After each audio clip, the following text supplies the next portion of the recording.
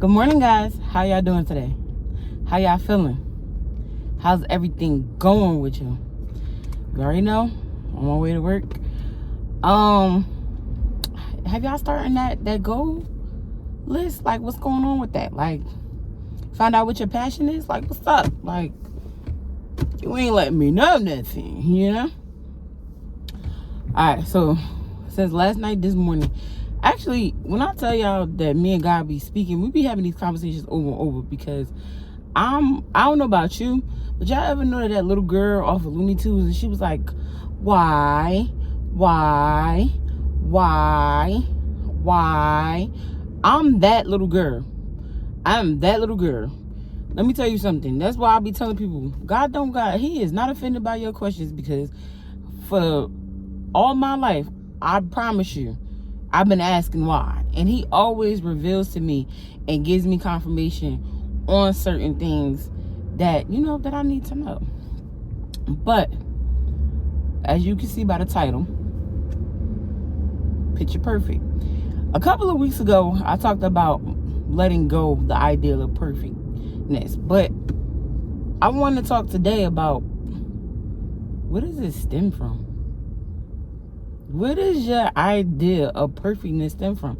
Because a lot of us get in our emotions and we give up on things and we let go of people because they don't live up to the expectation of us, what we thought they have.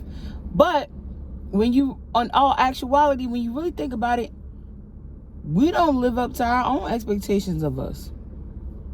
A lot of us get to the point where we get so disappointed in ourselves, we become fearful of the things that we're going to do because we don't trust ourselves.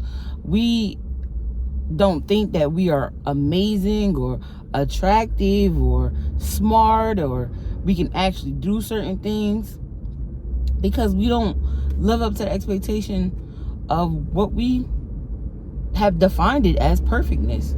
Whether people want to say that that's true or not, but that's what it is. It's like, why do you have this expectation of how life is supposed to happen? Where do we get that from? I know for a fact, the enemy. But then also too, TV, books. Just looking on the outside thinking somebody else's life is better than yours, and you never even walked with them. You don't know their struggles. You don't know their heartbreaks. You don't know their pain. It's just that it looks like they are living life. What is the definition of living life? I would think it would be to get up and make every single day count and not let it go to waste. Don't sleep it away. Don't play it away. Don't drink it away. I would think that's what would be living life. Actually doing things that you love to do. And I'm not talking about like fleshly things. Things that, and I'm about to be real transparent with y'all. Having sex, I always say drinking and smoking, because that's where I come from. So that's the reason why I talk about it so much, because I was one of those ones that drank and smoked a lot. You get what I'm saying? Because I was hurt, because I didn't think that nobody loved me, or because people didn't love me the way I thought that they should, and all this other stuff. And this all comes from what? And everybody's definition of it is different. That's the amazing part about it, is that all our definitions of how to love and how life is supposed to work are different, but they're influenced by outside sources. So why don't we let it be influenced by God? Why don't we let God have control of that? I mean, he is the creator. We say we believe in him, but we won't even let him have faith in our life. Why will we not allow his plans to go through than ours? Because we want what we want. Oh no, that's not true. I don't want what I want. You do. Because when it don't look how you want it to look, you give up. You get mad. You get angry. You get disappointed. You shut people off. You block people out.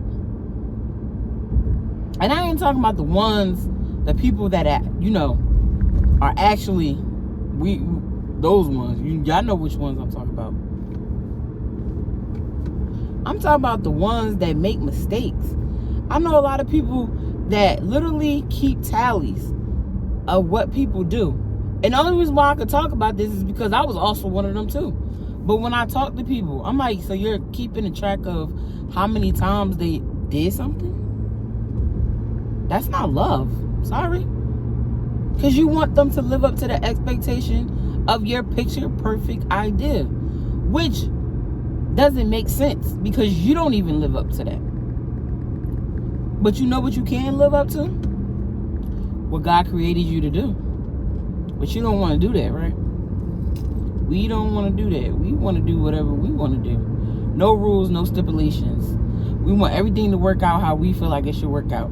That's why people get in their emotions, they get in their bag and get so aggravated and frustrated, get emotional. That's why you acting all crazy in that relationship. Because it ain't going how you wanted it to go. That's why you acting all crazy at work. Because you ain't getting what you wanted to get. Because it's not your picture perfect idea.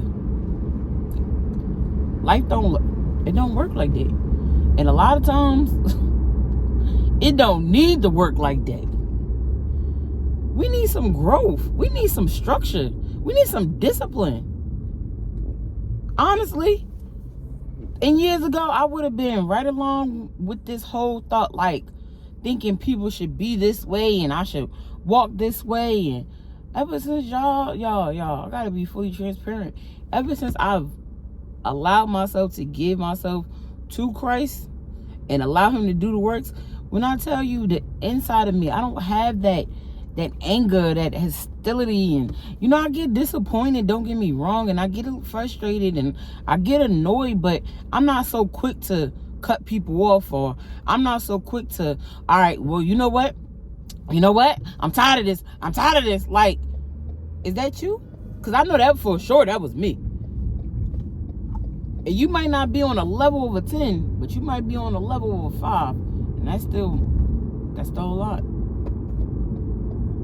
But anyway, y'all, what is your picture perfect lifestyle idea? And where did you get it from?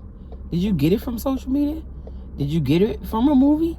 Did you get it from your friends and how it looks like and what they look like and what they have? Where did you get it from? Because honestly, it's not real.